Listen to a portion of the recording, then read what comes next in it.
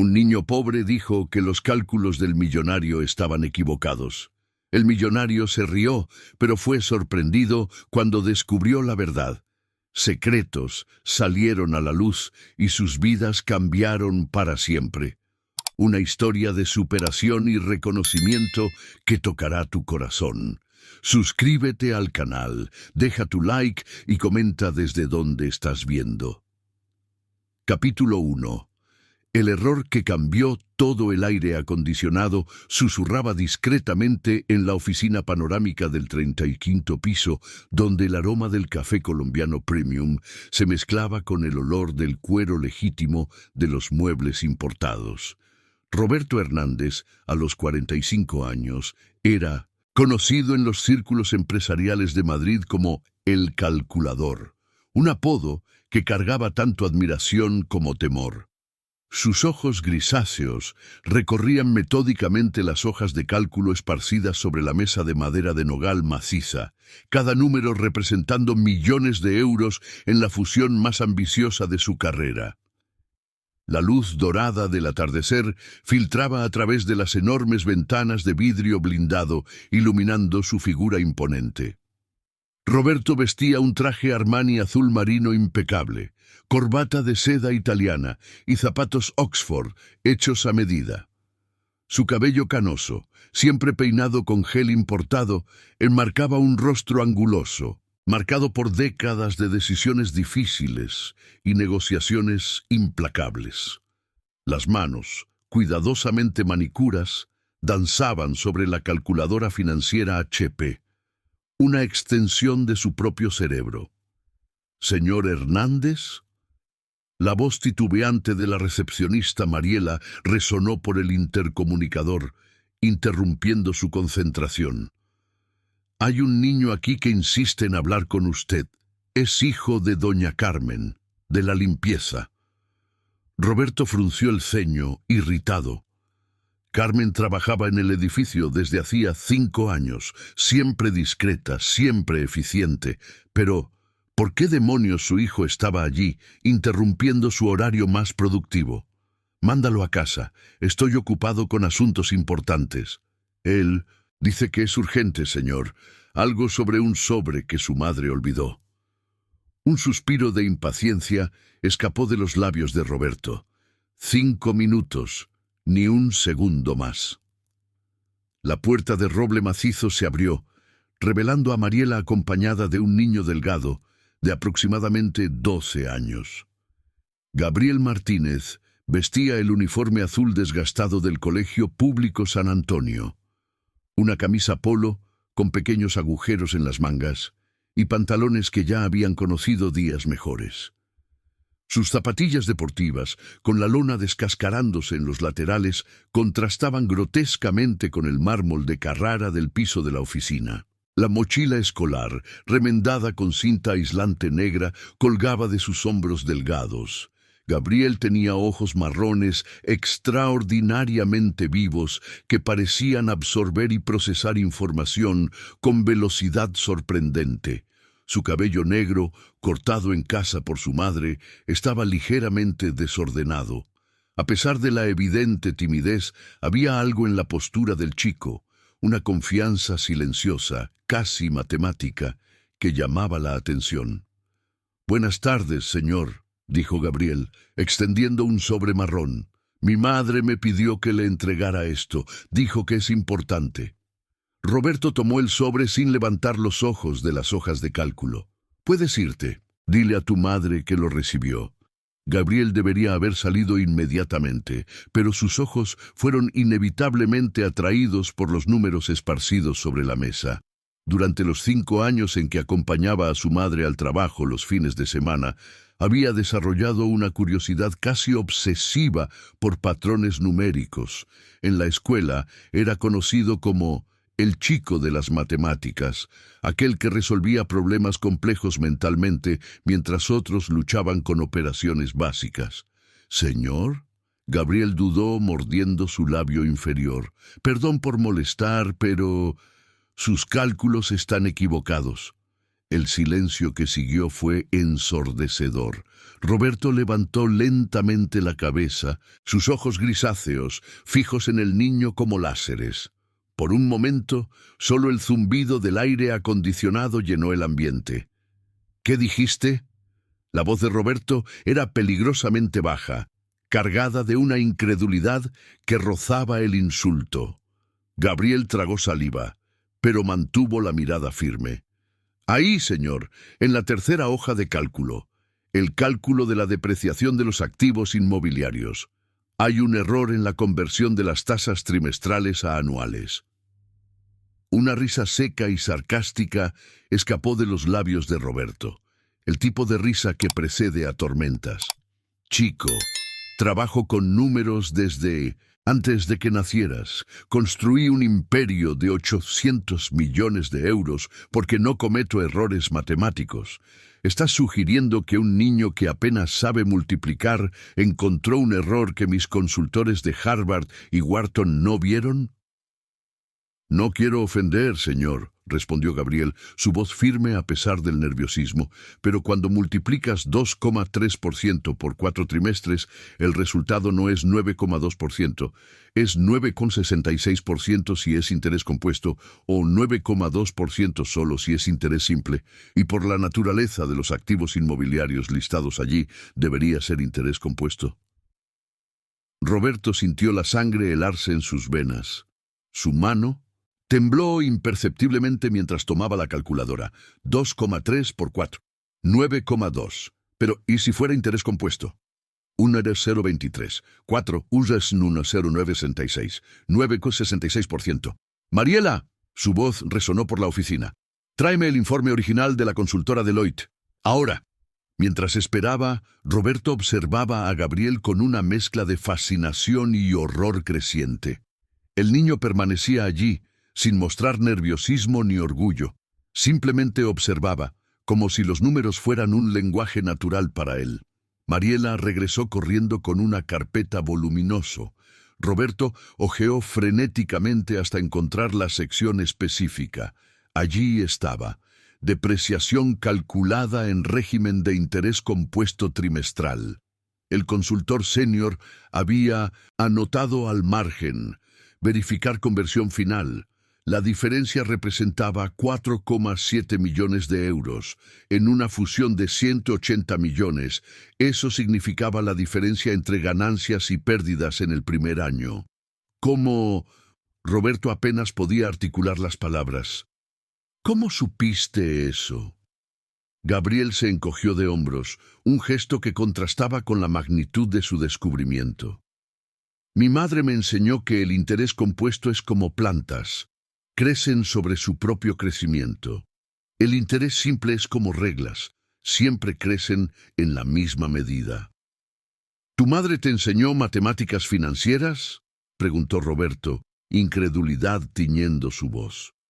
Era profesora antes de que papá muriera, explicó Gabriel simplemente. Ahora limpia oficinas por la noche para que mi hermana y yo podamos estudiar durante el día. Roberto se sentó pesadamente en su sillón de cuero español, sintiendo el mundo familiar desmoronarse a su alrededor. En 30 años de carrera jamás había sido corregido por alguien, y ahora un niño de 12 años, hijo de su limpiadora, acababa de salvarlo de un error que costaría millones. Gabriel, dijo finalmente, su voz cargada de una emoción extraña. Has salvado mi empresa. El niño sonrió tímidamente. ¿Puedo irme ahora, señor? Mi madre está esperando, allá abajo. Roberto asintió lentamente, observando mientras el chico caminaba hacia la puerta. Algo había cambiado irrevocablemente en esa oficina. Una semilla había sido plantada y Roberto Hernández, el hombre que controlaba números como un maestro controla una orquesta, sabía que su vida nunca volvería a ser la misma. La puerta se cerró con un clic suave, dejándolo solo con sus pensamientos y una calculadora que por primera vez en décadas le había mentido. Capítulo 2. Descubrimientos inesperados. 3 semanas habían pasado desde el incidente, pero Roberto no podía sacar a Gabriel de su cabeza. El error corregido por el niño no solo había salvado millones, sino también su reputación en el mercado financiero. La fusión con el Grupo Meridional había sido un éxito absoluto, generando titulares elogiosos en el Valor Económico y en la revista Exame. Sin embargo, cada noche, cuando el silencio invadía la oficina vacía, Roberto se encontraba masticando la misma pregunta. ¿Cómo un niño pobre poseía tal dominio sobre los números? Era un jueves lluvioso de marzo cuando decidió actuar. La fina llovizna, tan característica de Madrid, pintaba las ventanas de su oficina con gotas perezosas que escurrían lentamente. Roberto había cancelado sus compromisos de la tarde, algo impensable para un hombre cuya agenda valía más que el PIB de ciudades pequeñas. Vestido con un abrigo gris carbón, bajó al sótano por primera vez en años sin usar el ascensor privado. El sótano del edificio contrastaba brutalmente con los pisos superiores. Paredes de hormigón expuesto, iluminación fluorescente parpadeante y el aroma inconfundible de productos de limpieza creaban un ambiente que Roberto había olvidado que existía en su propio edificio. Encontró a Carmen en el depósito organizando galones de desinfectante con la misma meticulosidad que él aplicaba a las hojas de cálculo financieras. Carmen Silva Martínez, a sus 38 años, poseía la belleza discreta de aquellas mujeres que la vida había enseñado a ser fuertes.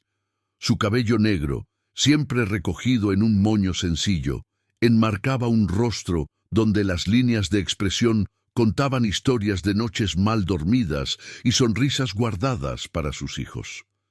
Llevaba el uniforme azul marino de la empresa de limpieza, un tejido sintético que, a pesar de siempre estar impecable, cargaba el peso de 3 trabajos diferentes. Sus manos, callosas por el trabajo constante, se movían con precisión económica. Cada gesto calculado para maximizar la eficiencia y minimizar el esfuerzo. «¿Doña Carmen?» La voz de Roberto resonó en el espacio confinado, haciéndola sobresaltarse. Se volvió rápidamente, sus ojos marrones agrandándose en sorpresa y preocupación inmediata. «Señor Hernández, ¿ha pasado algo? ¿He hecho algo mal?» Sus manos temblaron ligeramente mientras se las secaba en el delantal, un reflejo condicionado de quien vive constantemente al borde de la navaja financiera. «No, no». Roberto se apresuró a tranquilizarla. «Al contrario, vine a hablar sobre su hijo». El rostro de Carmen se cerró instantáneamente, una máscara protectora descendiendo sobre sus rasgos. «¿Gabriel hizo algo? Le advertí que no molestara a las personas importantes. Si causó problemas, puedo garantizar que no volverá a suceder. Doña Carmen, su hijo me salvó de un error que costaría millones de euros», dijo Roberto, observando cómo la incredulidad crecía en sus ojos. «Él tiene un talento extraordinario para las matemáticas».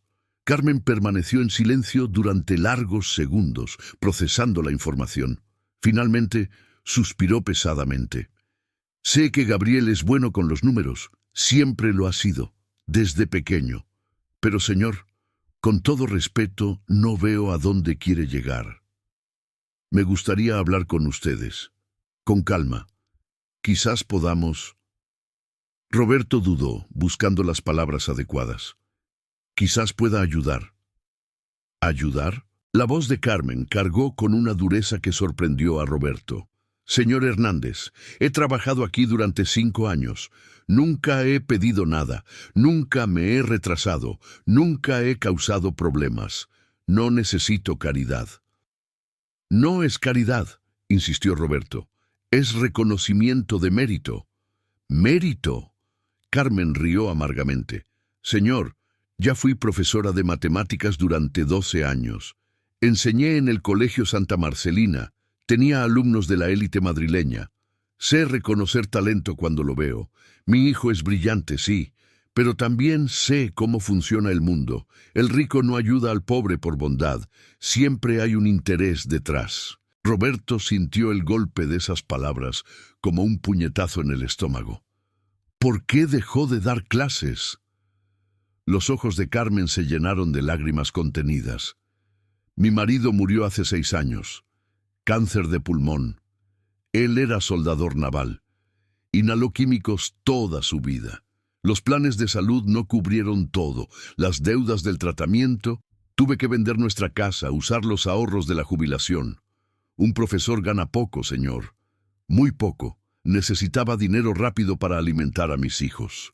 Y ahora trabaja en 3 empleos. Limpio este edificio de madrugada, de 5 a 9 de la mañana.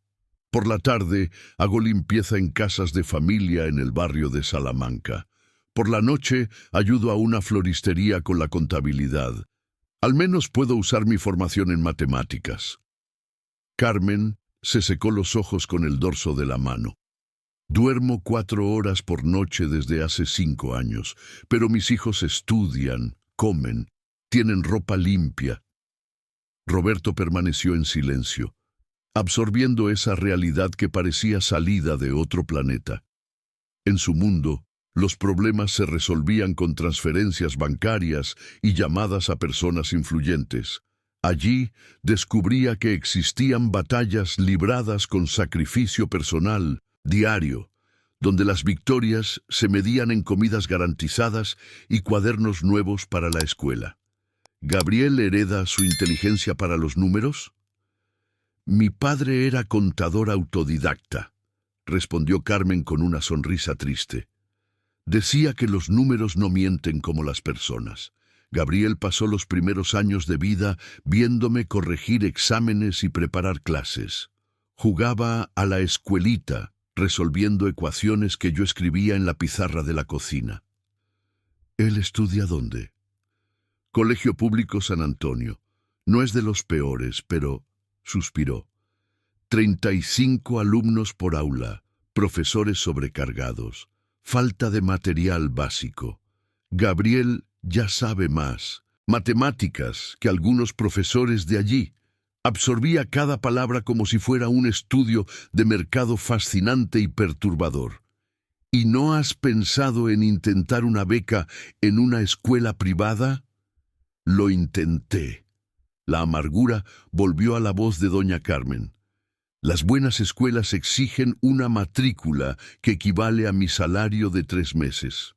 Dicen que es para garantizar el compromiso familiar.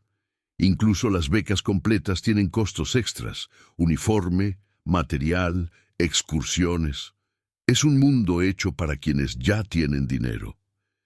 En ese momento, Roberto comprendió algo que jamás había considerado. El talento desperdiciado no era solo una pérdida individual, era un desperdicio sistémico. ¿Cuántos Gabrieles existían en las periferias de Madrid, con mentes brillantes siendo subutilizadas por falta de oportunidades? Doña Carmen, ¿puedo hacerle una propuesta? Ella lo miró con desconfianza. ¿Qué tipo de propuesta?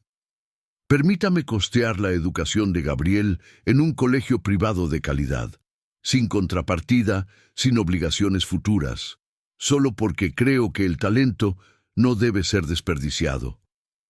El silencio que siguió fue pesado como plomo. Carmen miraba a Roberto como si él hubiera propuesto algo obsceno. ¿Por qué harías eso?, preguntó finalmente. Roberto dudó. La respuesta verdadera, que Gabriel había despertado, algo en su pecho que no podía nombrar, sonaba inapropiada. Porque es lo correcto. Nada es gratis, señor Hernández, principalmente viniendo de gente como usted. Gente como yo, rica, poderosa, acostumbrada a comprar personas. Carmen cruzó los brazos. ¿Qué garantía tengo de que no querrás controlar la vida de mi hijo? ¿O que no te cansarás de esta broma en unos meses? Roberto se dio cuenta de que había subestimado completamente a esa mujer. Carmen no era solo una limpiadora, era una madre feroz protegiendo a su cría, una exprofesora que entendía las trampas del mundo mejor que muchos de sus ejecutivos. Ninguna, admitió honestamente. Pero puedo dar mi palabra.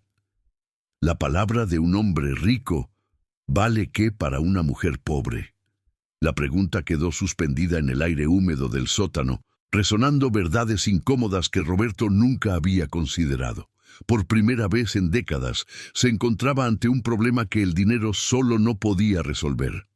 Capítulo 3. Mundos que se chocan. La invitación llegó una mañana de sábado, entregada por un mensajero uniformado que desentonaba completamente con el paisaje del conjunto habitacional José Bonifacio. Gabriel observó por la ventana del pequeño apartamento en la planta baja, mientras el hombre de casco azul consultaba el GPS del celular, claramente perdido entre los bloques de apartamentos idénticos. La presencia de una moto Honda CB600 reluciente en esa calle de asfalto lleno de baches atrajo miradas curiosas de los vecinos. «Mamá, hay un tipo aquí queriendo entregarte algo», gritó Gabriel desde la habitación que compartía con su hermana Leticia, de 8 años. Carmen emergió de la minúscula cocina, aún con las manos mojadas de los platos del café de la mañana. Vestía una camiseta desteñida de los paralamas del suceso, reliquia de tiempos más prósperos, y pantalones cortos de tejido sintético. El cabello, libre del moño profesional, caía suelto sobre los hombros, suavizando sus rasgos siempre tensos. El sobrecrema era grueso, con textura de papel importado. Dentro, una invitación impresa en letras doradas en papel verjurado. Roberto Hernández tiene el placer de invitar a la familia Silva a un almuerzo en su residencia, el próximo domingo a las 13 horas. Dirección: calle Gabriel Monteiro de Silva, 1247, Barrio de Europa. «¿Barrio de Europa?», murmuró Carmen sintiendo un escalofrío en la espalda. «Gabriel, ¿le contaste algo a este hombre sobre nuestra familia?» «Solo lo que preguntó. Mamá, ¿por qué quiere conocernos?» Leticia, que jugaba con una muñeca de cabello desaliñado en el sofá polvoriento de la sala, levantó la vista curiosa. «¿Quién es Roberto Hernández?» «Es el dueño de la empresa donde trabajo», corrigió automáticamente Carmen, como hacía con errores ortográficos. «¿El jefe quiere que vayamos a su casa?» Leticia abrió los ojos marrones, idénticos a los de su hermano. «Debe ser muy rico». «Demasiado rico», murmuró Carmen, releyendo la invitación. «Gabriel, ¿estás seguro de que no hiciste nada malo?» Gabriel sacudió la cabeza vehementemente. «Solo corregí los números de él, mamá. Como usted me enseñó, cuando veo un error en matemáticas, tengo que decirlo». Carmen suspiró profundamente. Conocía demasiado bien a su hijo. Gabriel era incapaz de mentir sobre matemáticas. Para él, los números eran sagrados, intocables, verdades absolutas en un mundo de incertidumbres.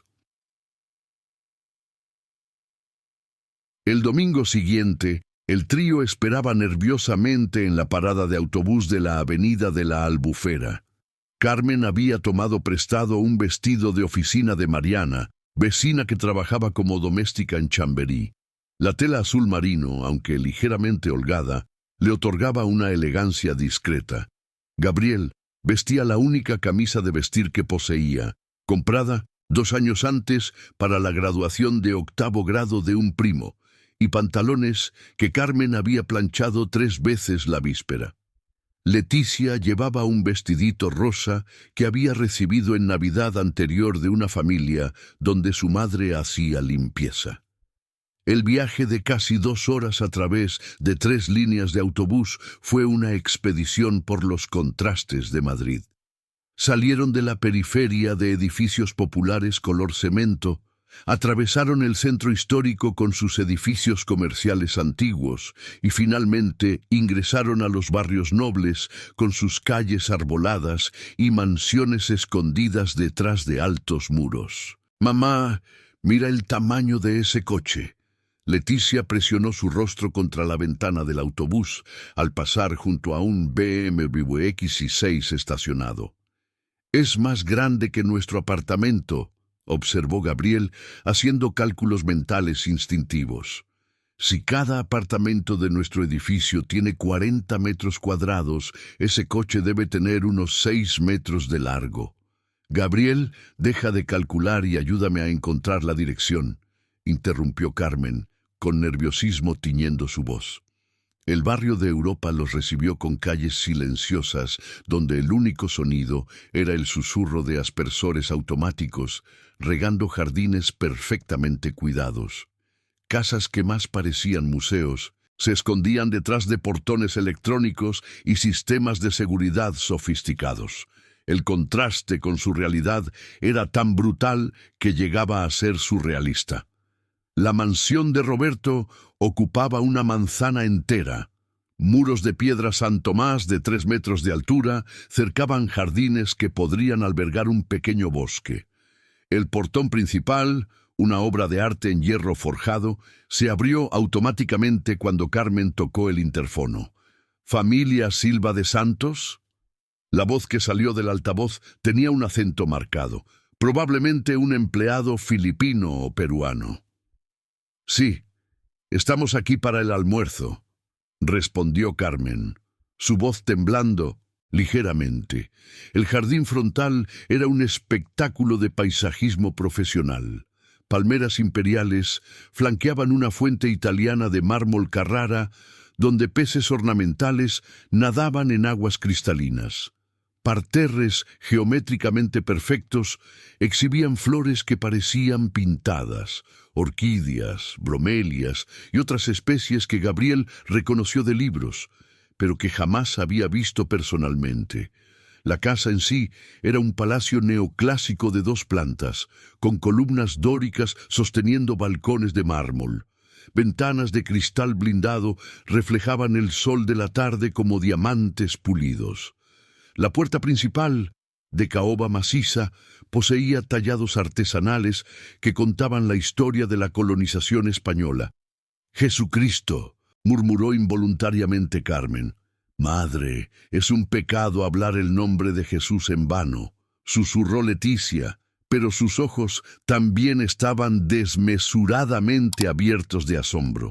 Gabriel permanecía en silencio, absorbiendo cada detalle con su mente analítica. Calculaba mentalmente el valor de esos jardines, el costo de mantenimiento mensual, el número de salarios mínimos necesarios para sostener todo eso. Los números lo dejaban aturdido. Roberto los aguardaba en la puerta, vistiendo un polo azul claro y pantalones de lino beige, la versión rica del casual. Sonrió genuinamente al verlos, pero Carmen notó cómo sus ojos rápidamente evaluaron sus ropas prestadas y los zapatos desgastados que habían intentado disimular con betún negro. «Bienvenidos a mi casa», dijo, extendiendo la mano. «Gabriel, ¿cómo va ese genio de las matemáticas?» Gabriel se sonrojó, pero estrechó la mano firmemente. «Gracias por invitarnos, señor». «Y esta debe ser Leticia». Roberto se agachó para estar a la altura de la niña. «He oído que tú también eres muy inteligente». Leticia sonrió tímidamente, escondiéndose detrás de su madre. «Entren, por favor. Mi familia está ansiosa por conocerlos». El vestíbulo era del tamaño del apartamento entero de los Silva de Santos. Pisos de mármol italiano reflejaban la luz de un candelabro de cristal que costó más que un coche popular. Paredes revestidas de madera noble exhibían cuadros de maestros españoles, un Di Cavalcanti, 2 Portinaris, un Tarsila Amaral que Gabriel reconoció de libros de arte. «Dios mío», susurró Carmen, sintiéndose como una intrusa en un museo después del horario de visita. «Por aquí». Roberto los condujo a través de pasillos decorados con alfombras persas auténticas y muebles de época. «Mi esposa e hijos están en el comedor». Cada paso resonaba como un tambor, anunciando su llegada a un mundo donde no pertenecían, donde cada objeto costaba más que sus ingresos anuales, donde el aire mismo parecía rarefacto de tan refinado. Gabriel sostenía la mano de su madre con fuerza, sus ojos matemáticos calculando inconscientemente el valor de todo lo que veía, llegando a cifras que su mente de 12 años apenas podía procesar. Leticia caminaba en absoluto silencio, como si temiera que su voz pudiera romper algo precioso. Carmen respiraba hondo, preparándose para el encuentro que definiría el futuro de sus hijos, sin saber que estaba a punto de conocer a una familia que la recibiría como una invasión no deseada en su territorio sagrado. Capítulo 4. El almuerzo de la discordia. El comedor de la mansión Hernández era un monumento al poder y al refinamiento. Una mesa de jacarandá para 12 personas ocupaba el centro del ambiente, protegida por un cristal templado que reflejaba el candelabro de cristal suspendido sobre ella. Tapicerías francesas del siglo XVIII cubrían las paredes, intercaladas con una bodega climatizada que exhibía vinos, cuyas cosechas precedían el nacimiento de los invitados. Elena Hernández se levantó lentamente cuando Roberto condujo a la familia Silva de Santos hasta ella. A sus 42 años, era el retrato de la socialité madrileña. Cabellos rubios, platinados, recogidos en un moño francés impecable, vistiendo un conjunto rosa claro que costó más que el salario anual de Carmen.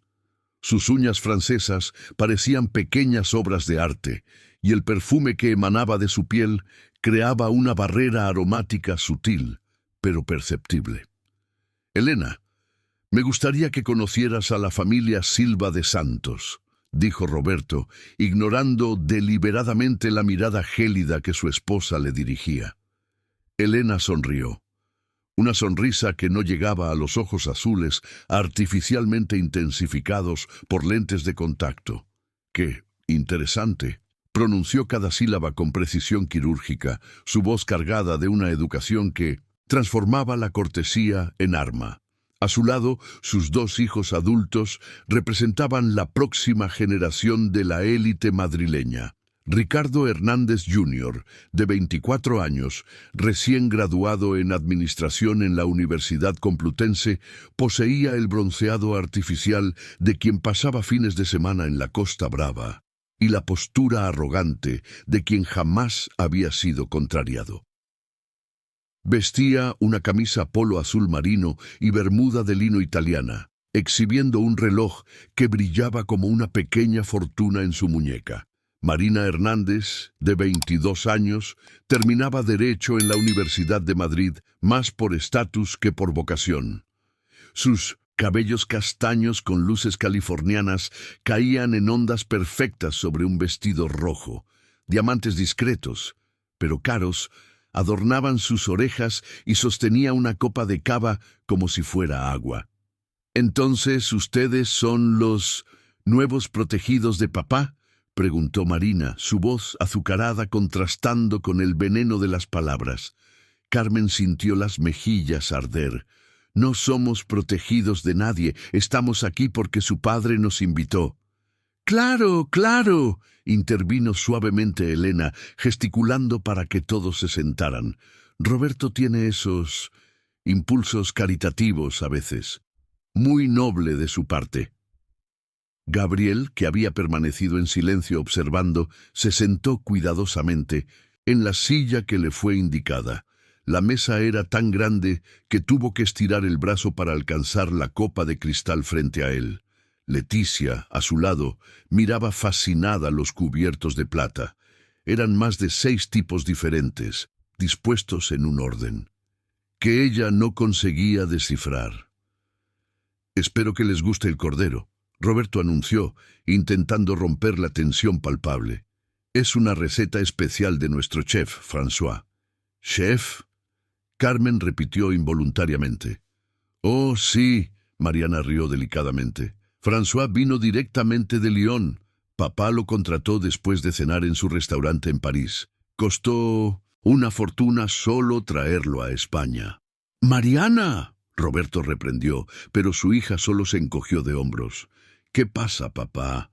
Es verdad. Gastaste más trayendo a François que lo que estas personas ganan en... ¿Cuánto tiempo será? El silencio que siguió fue incómodo.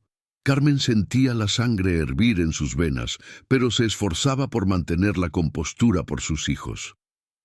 Mariana tiene razón, Ricardo añadió, su voz cargada de una superioridad casual. Papá siempre ha sido demasiado generoso con personas necesitadas. Personas necesitadas, Gabriel repitió, su voz pequeña pero clara. No te ofendas, chico, Ricardo continuó, cortando un trozo, de pan artesanal con mantequilla francesa. Es solo la realidad. Cada uno nace en su clase social por alguna razón. Gabriel miró a Ricardo directamente a los ojos. ¿Y cuál sería la razón? Gabriel, Carmen murmuró, tratando de silenciar a su hijo. No, mamá, quiero entender. Gabriel insistió. Si cada persona nace en su clase social por alguna razón, ¿significa que usted nació rico porque es más inteligente que yo? Ricardo rió condescendientemente. No es cuestión de inteligencia, chico, es cuestión de capacidad. Algunas familias construyen imperios a través de generaciones. ¿Otras qué? Gabriel interrumpió, su voz ganando una firmeza que sorprendió a todos.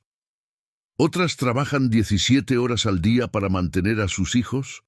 Otras estudian a la luz de una vela cuando se corta la electricidad.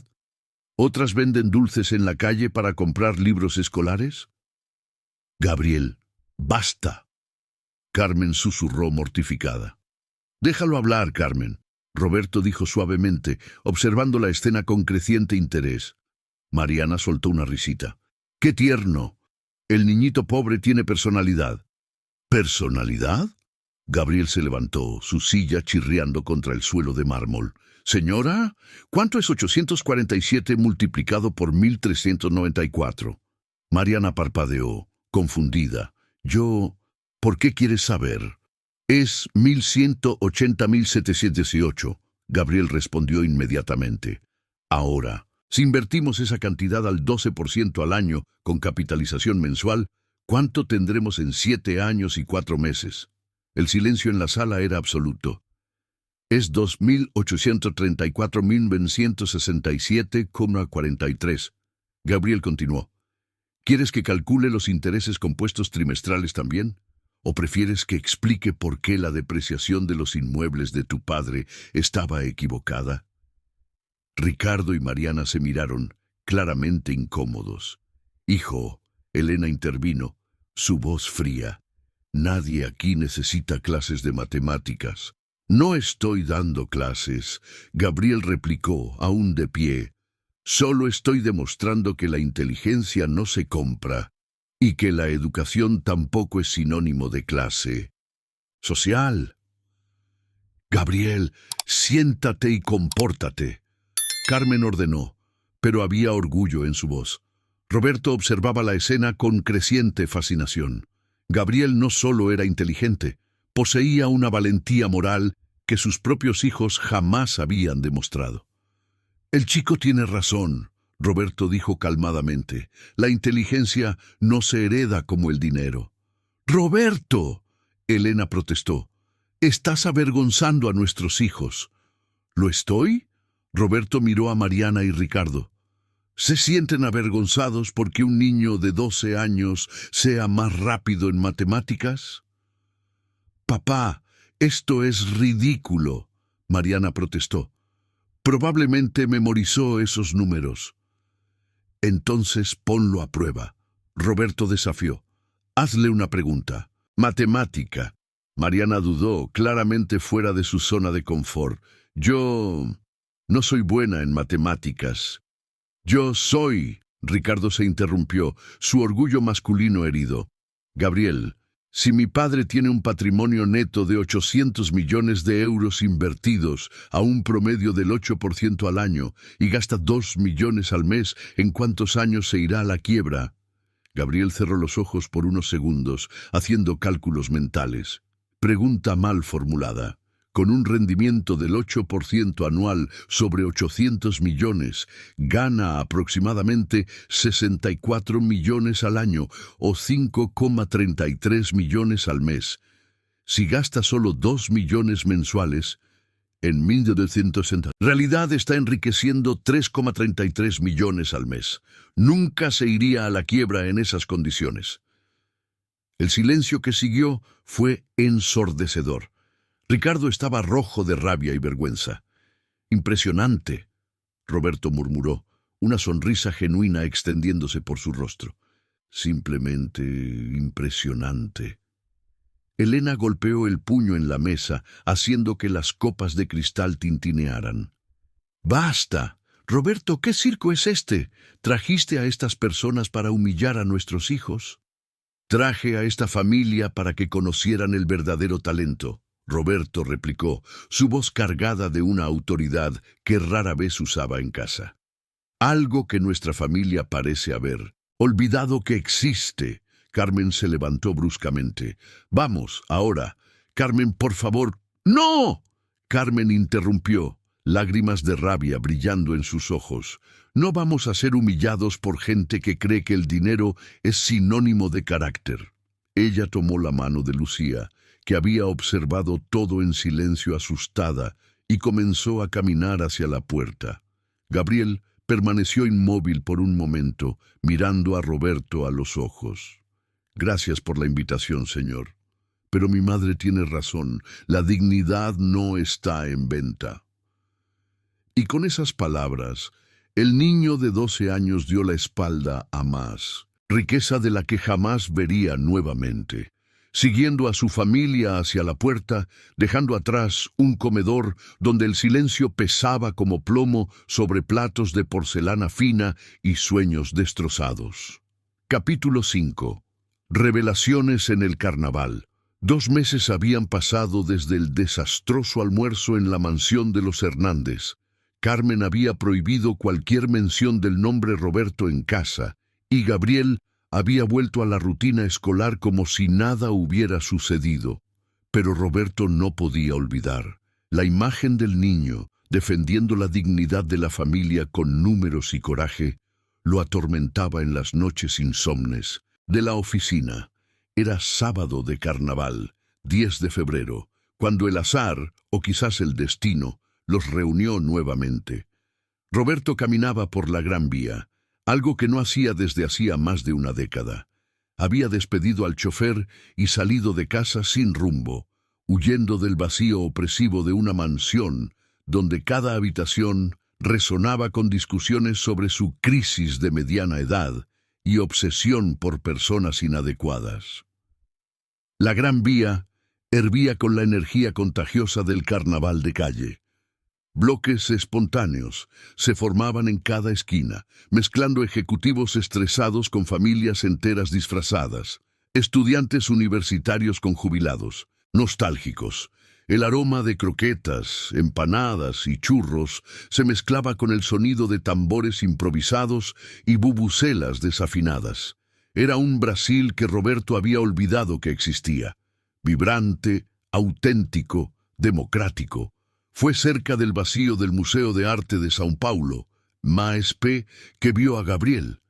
El niño estaba detrás de un puesto improvisado, vendiendo bombones gourmet dispuestos en bandejas de papel aluminio, decoradas con papel crepé amarillo y verde. Llevaba un disfraz sencillo, camiseta de Brasil y un sombrero de paja adornado con cintas coloridas. A su lado, Lucía, disfrazada de Baiana Mirim, con una falda amplia, hecha de TNT, ayudaba a empaquetar los dulces en bolsitas transparentes. «Bombón gourmet, hecho por la mejor repostera de la zona este», gritaba Gabriel, su voz compitiendo con el estruendo ensordecedor de la multitud. «Beijinho, bombón tradicional, de fresa y de maracuyá». Roberto se acercó lentamente, observando la operación con fascinación. Gabriel no solo vendía los dulces. Calculaba mentalmente el cambio de cada cliente, optimizaba la disposición de los productos en la bandeja y negociaba descuentos para compras mayores con la precisión de un ejecutivo experimentado. «Mira, Gaby». Lucía le dio un codazo a su hermano, señalando discretamente. «Es el hombre rico». Gabriel levantó la vista y encontró la mirada de Roberto. Por un momento, ambos quedaron paralizados. El ruido de la multitud pareció disminuir a su alrededor. «Señor Hernández», saludó Gabriel formalmente, sin sonreír. «Gabriel, Lucía». Roberto se acercó al puesto. «¿Qué bombones son estos?» «Mi madre los hace para vender», respondió Lucía, más abierta que su hermano. «Aprendió unas recetas especiales en internet. Este es de fresa con leche en polvo y este es de maracuyá con chocolate blanco». Roberto observó los dulces, perfectamente moldeados y decorados con esmero artesanal. «¿Puedo probar?» Gabriel dudó antes de extender un bombón. «De fresa». «¡2 euros!» Roberto mordió el dulce y sus ojos se abrieron genuinamente sorprendido. El sabor era extraordinario, muy superior a los bombones servidos en fiestas de la alta sociedad que frecuentaba. «Esto está increíble. En serio. ¿Dónde aprendió su madre?» «Siempre ha sido buena cocinera», respondió Gabriel con orgullo. Cuando daba clases, hacía dulces para las fiestas de la escuela. Ahora vende los fines de semana para complementar los ingresos. «¿Cuánto ganan en un día como hoy?» Gabriel hizo cálculos rápidos. «Si vendemos todo, unos 200 euros. Descontando los ingredientes, queda limpio unos 140. Roberto procesó la información. Elena gastaba más que eso en una sola visita a la peluquería. «¿Y dónde está su madre?» «Trabajando», respondió Lucía. «Tuvo que cambiar su turno para poder hacer los bombones anoche. Está en una casa en el barrio de Salamanca ahora». «¿En sábado de carnaval?» «La rica quiere la casa brillante para recibir a los invitados el lunes», explicó Gabriel con amargura. «Mi madre va a pasar el fin de semana limpiando para una fiesta a la que ni siquiera podrá asistir». Roberto sintió algo contraerse en su pecho. Imaginó a Elena preparándose para algún evento social mientras doña Carmen fregaba pisos ajenos. «¿Puedo ayudarles aquí?» Gabriel lo miró desconfiado. «¿Por qué?» «Porque…» Roberto dudó. La respuesta honesta, que se sentía solo en medio de la multitud, que envidiaba la simplicidad auténtica de esos niños, sonaría patética. «Porque no tengo nada que hacer y me gustaron los bombones». «¿El señor quiere trabajar en nuestro puesto?», preguntó Lucía, incrédula. «¿Por qué no?». Gabriel estudió a Roberto durante largos segundos. El hombre vestía una camisa polo discreta y pantalones vaqueros, aún caros, pero no ostentosos. Había algo diferente en sus ojos, una vulnerabilidad que no existía el día del almuerzo. «¿Sabes dar cambio?», preguntó Gabriel. «Creo que sí». «Entonces puedes quedarte allí y recibir el dinero, pero si te equivocas en las cuentas, estás despedido». Roberto se rió, una risa genuina que sorprendió incluso a él mismo. «Hecho». En las 3 horas siguientes, Roberto Hernández, dueño de un imperio de 800 millones, vendió bombones en la Gran Vía. Aprendió a lidiar con clientes impacientes, a calcular cambios rápidamente y a seducir a compradores indecisos con muestras gratis. Descubrió que vender exigía habilidades humanas que sus negociaciones empresariales habían atrofiado. «Tío». Un niño de unos 8 años se acercó, contando monedas. «¿Cuánto? ¿Y cuesta un bombón?» «2 euros», respondió Roberto. «Ah». El niño volvió a contar las monedas. «Solo tengo 1,50 €. Roberto miró a Gabriel, que observaba atentamente. El chico movió la cabeza casi imperceptiblemente. No bajar el precio comprometería el negocio. «¿Sabes una cosa?». Roberto se agachó para estar a la altura del niño. «Estamos haciendo una promoción especial de carnaval. 1,50 €. Pero tienes que prometer que vas a disfrutar mucho del dulce». Los ojos del niño brillaron. «Lo prometo». Gabriel frunció el ceño, pero no dijo nada. Cuando el cliente se alejó, susurró: «Vas a arruinar nuestro negocio dando descuentos a todos». «No voy a dar descuentos a todos, pero ese niño...» Roberto se detuvo, dándose cuenta de que estaba defendiendo un impulso que no podía explicar racionalmente. «¿Ese niño te recordó a alguien?», preguntó Gabriel, su intuición sorprendiendo a Roberto. «Quizás». Más tarde, cuando comenzó a oscurecer y el movimiento disminuyó, los tres se sentaron en la acera para contar el dinero. Habían vendido todo. Una mezcla de estrategia comercial de Gabriel, encanto infantil de Lucía y, sorprendentemente, habilidad de ventas recién descubierta de Roberto. 240 euros, anunció Gabriel, separando billetes y monedas en pilas organizadas. 40 más de lo planeado. «¿Por qué vendimos más hoy?», preguntó Lucía. Gabriel observó a Roberto. «Porque él atrajo a clientes curiosos. Gente rica comprando bombones en la calle llama la atención». «¿Soy tan obvio así?», preguntó Roberto. «Tu reloj cuesta más que nuestro alquiler de un año», respondió Gabriel sin malicia. «Pero trabajaste de verdad hoy. No te dio asco tomar dinero sudado ni hablar con gente sencilla». Roberto se quitó el reloj de la muñeca y lo observó. Nunca había pensado en él como símbolo de distanciamiento. «Gabriel, ¿puedo hacerte una pregunta personal?». El niño asintió. «¿Me odias por lo que pasó en casa?». Gabriel quedó en silencio por un largo tiempo, observando el movimiento de la avenida. «No lo odio a usted. Odio que existan personas como su familia, que piensan que ser ricos los hace mejores que los demás. ¿Y yo? ¿Cree que soy así?». «No sé», respondió Gabriel honestamente. «A veces parece que sí, a veces parece que no, como hoy. Hoy usted pareció normal». Enrique sonrió tristemente. «Normal es una palabra interesante». Normal es cuando la persona no está recordando todo el tiempo que es rica. Lucía explicó con la desconcertante sabiduría de los niños. Es cuando es solo gente. Mientras Enrique digería esas palabras, Gabriel preguntó: «Señor Hernández, ¿por qué realmente quiere ayudar a nuestra familia?».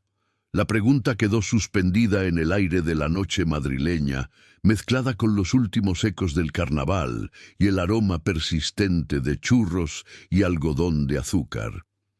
Enrique se dio cuenta de que, por primera vez en décadas, alguien había hecho la pregunta correcta. No sobre sus métodos o objetivos, sino sobre sus motivaciones más profundas, y aún no tenía una respuesta. Capítulo 6. Secretos enterrados. El descubrimiento ocurrió por casualidad, en una mañana de abril, cuando Enrique buscaba documentos fiscales en el sótano de la mansión familiar para una auditoría de rutina. El espacio polvoriento, raramente visitado, guardaba décadas de memorias organizadas en cajas de archivo etiquetadas con la precisión obsesiva que caracterizaba su personalidad. Muebles antiguos, cubiertos por sábanas blancas, creaban siluetas fantasmagóricas en la penumbra filtrada por ventanas sucias.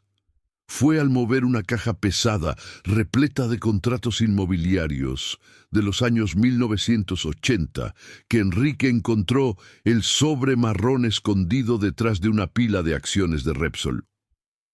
Sus manos temblaron al reconocer la caligrafía elegante de su padre adoptivo, Enrique Hernández Sr., fallecido hacía 15 años. La tinta azul había desvanecido con el tiempo, pero las palabras permanecían legibles. Para Enrique, abrir solo después de mi muerte. Asunto, tus orígenes. El corazón de Enrique se disparó. Durante 45 años había aceptado la versión oficial de su adopción. Hijo de una joven trabajadora que había muerto en el parto, entregado por los abuelos imposibilitados de criarlo. Una historia simple, limpia, sin aristas que incomodaran su ascenso social. Con dedos temblorosos, abrió el sobre. Dentro, encontró documentos que reformularon completamente su identidad. Certificados de nacimiento, informes médicos, fotografías descoloridas y una carta manuscrita en papel membretado del bufete de abogados de la familia. Mi querido Enrique, si estás leyendo esto, es porque partí y llegó el momento de conocer toda la verdad sobre tus orígenes. Perdóname por guardar estos secretos tanto tiempo, pero creí que protegerte era más importante que informarte. Naciste el 15 de marzo de 1978, en el Hospital de Madrid, hijo de María Carmen de los Santos, entonces con 16 años. Ella no murió en el parto, como te contamos. Estaba viva cuando la convencí de entregarte para adopción. María Carmen era hija de Joaquín, de los Santos, contador de nuestra empresa desde hace 20 años. Una niña brillante, la primera de la familia en terminar la educación secundaria, soñaba con estudiar matemáticas en la Universidad Complutense. El embarazo interrumpió esos planes. Le ofrecí dos opciones: quedarse con el bebé y recibir una indemnización de 50.000 pesetas, suficiente para mantenerlos a ambos durante algunos años, o entregar al niño a nosotros y recibir 200.000 pesetas para costear su educación universitaria.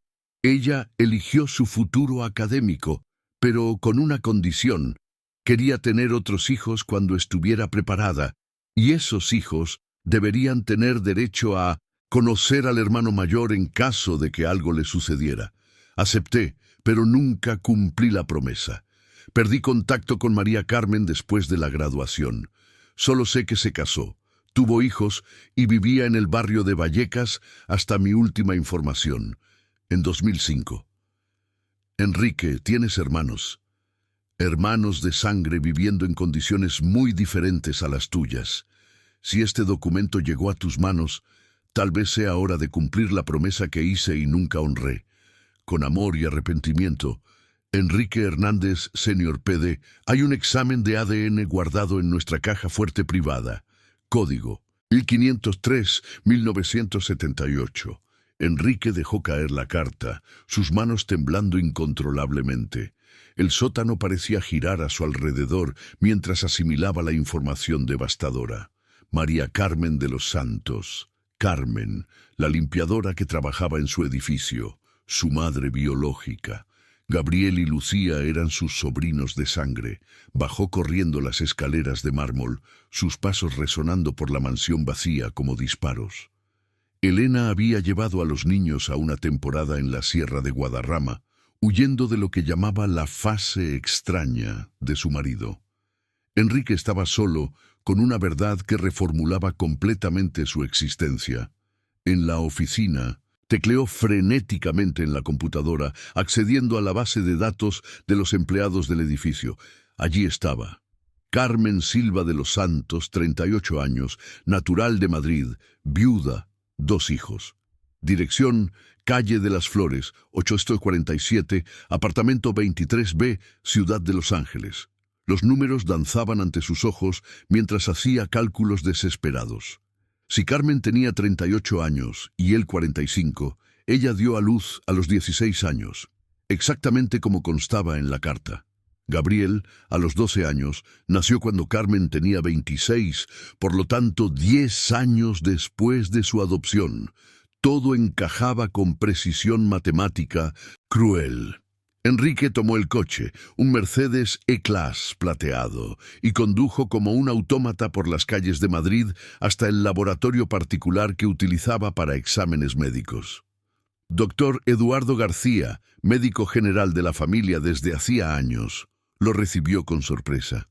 Enrique no estaba marcado para hoy. Necesito un examen de ADN urgente, dijo Enrique, extendiendo un sobre con cabellos que había recogido del cepillo de Carmen en el vestuario de los empleados. Compáralo con mi sangre. ¿ADN? Enrique, ¿qué historia es esta? Por favor, Eduardo, es confidencial y urgente. ¿Cuánto tiempo para el resultado? El médico observó el estado visiblemente alterado de Enrique. Con prioridad máxima, 48 horas, pero hazlo y no comentes con nadie. 48 horas después, Enrique sostenía un informe que confirmaba lo obvio.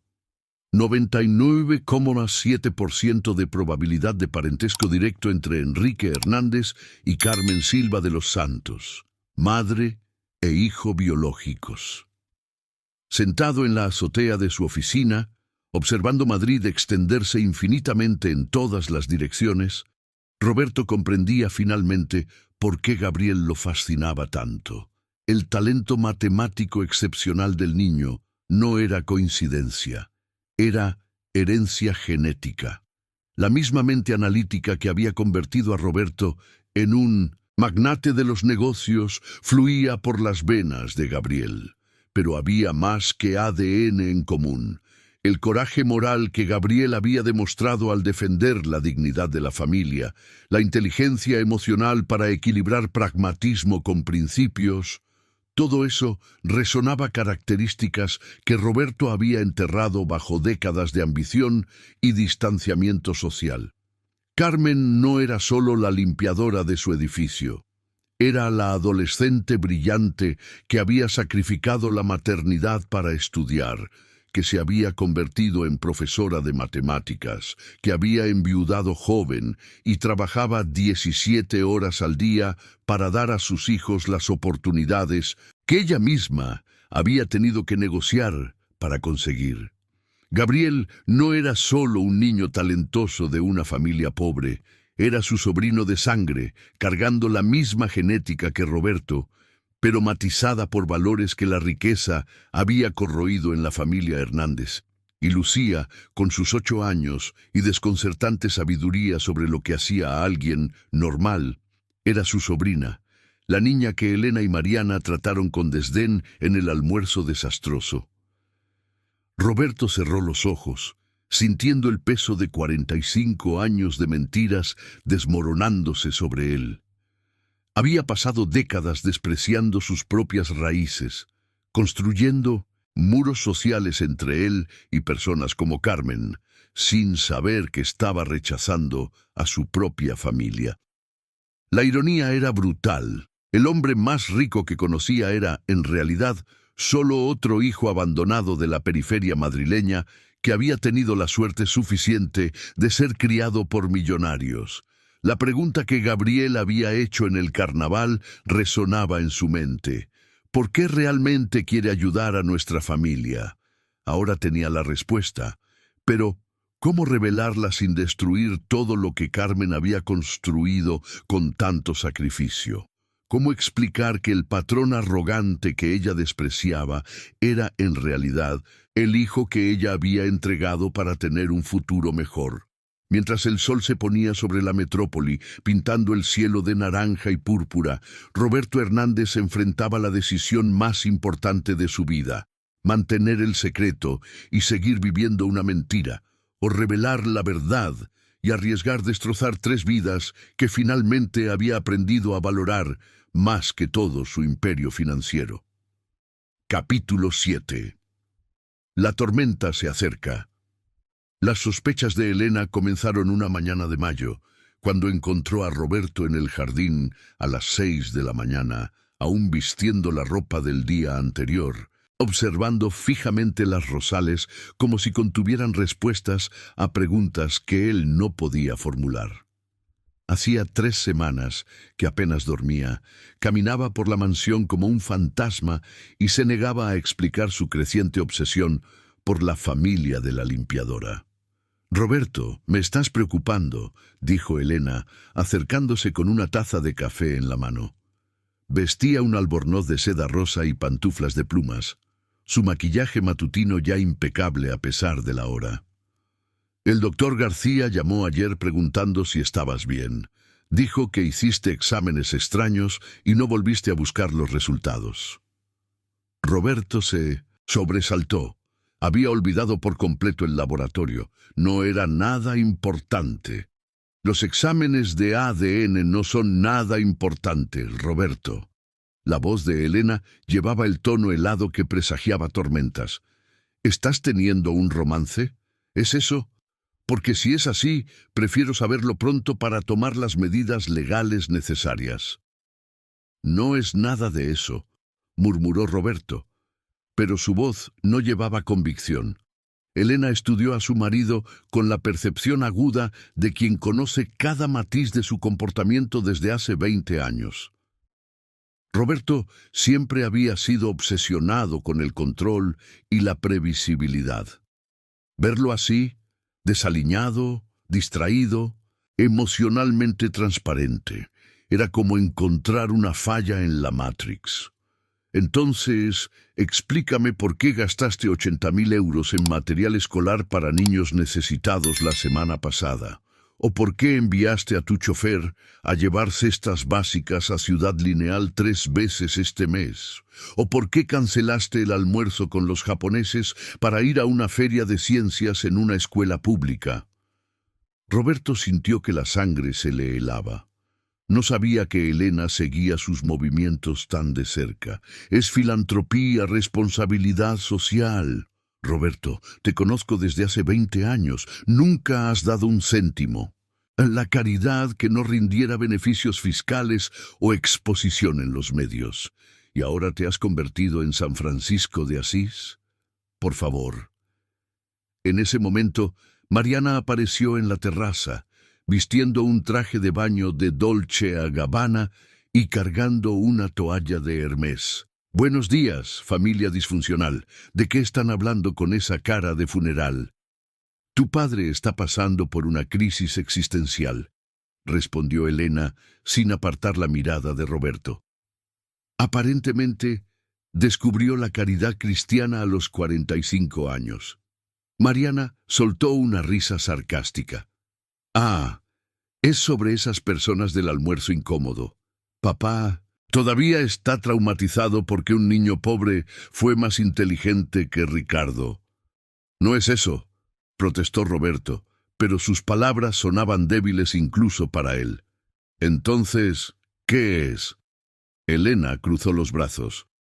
Porque ya es hora de que dejes esta tontería y vuelvas a ser el hombre práctico con el que me casé. Roberto miró a las dos mujeres, esposa e hija, y se dio cuenta de que solo lo conocían como una versión editada de sí mismo. La versión que acumulaba riqueza y estatus, que frecuentaba los lugares correctos y conocía a las personas adecuadas. Nunca habían conocido al niño abandonado que lloraba por la noche imaginando quién sería su verdadera madre. Quizás ustedes no conocen al hombre con quien se casaron, dijo finalmente. Elena se rió, pero era una risa sin humor. Roberto, no seas dramático. Te conozco mejor que tú mismo. Sé que estás pasando por una de esas crisis masculinas típicas de los 45. Medio mundo pasa por eso.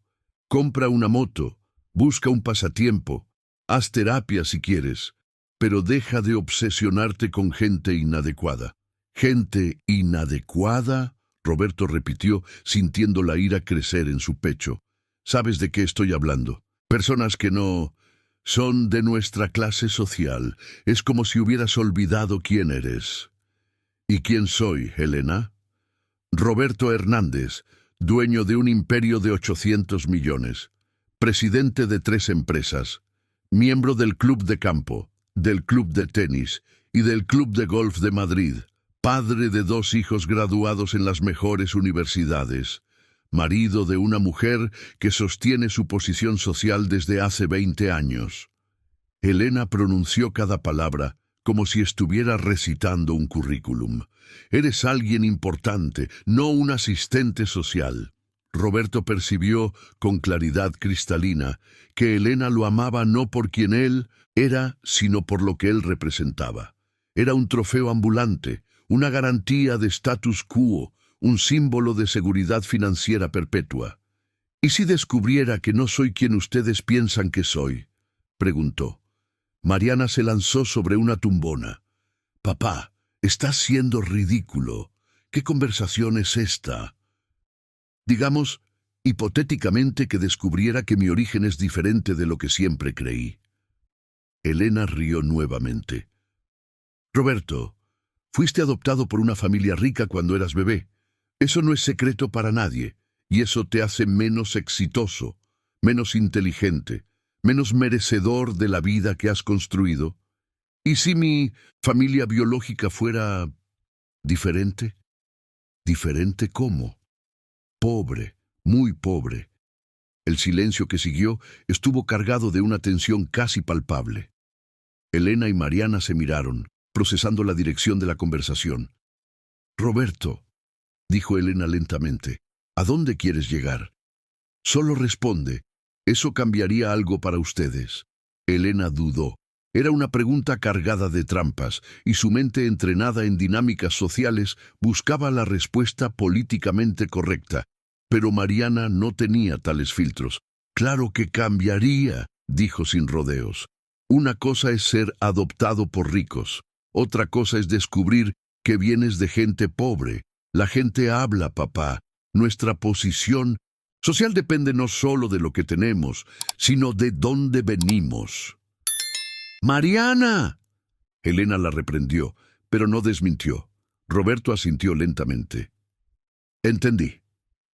«¿Por qué estás haciendo estas preguntas extrañas?», preguntó Elena, desconfianza tiñendo su voz. «Por nada, solo curiosidad filosófica». Pero Elena no era tonta. 20 años casada con un hombre obsesionado por el control habían agudizado sus instintos de supervivencia social. Algo estaba sucediendo. Algo que amenazaba el mundo cuidadosamente construido que tanto amaba.